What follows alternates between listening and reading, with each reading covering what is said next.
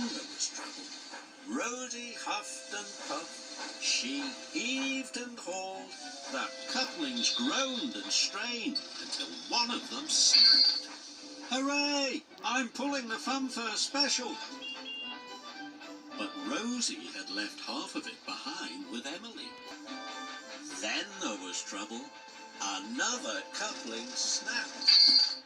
Up ahead, Bertie was carrying children to the Funfair. Rosie chuffed by. Bertie started to toot his horn.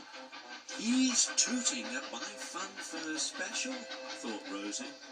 But Bertie was tooting because the coconut truck was rolling toward the level crossing. It smashed against the gate. Coconuts rolled everywhere. The level crossing was blocked, but Rosie didn't know. She puffed happily on. Then another coupling snapped.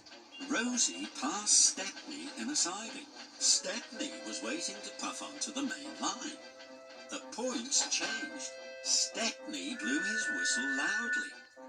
He's whistling at my Funfair special, thought Rosie proudly.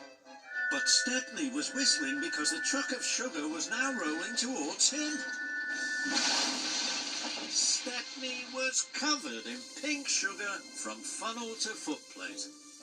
But Rosie didn't know. She puffed proudly on. Rosie steamed up Gordon's Hill. Another coupling snapped. She heard an engine's whistle. They're whistling at my Funfair special too, Rosie thought happily. But it was Emily with the rest of the Funfair trucks. Rosie's flatbed was now rolling back towards Emily. It bashed into Emily. Seats from the big wheel clattered and clanged all over the tracks. Emily was stuck.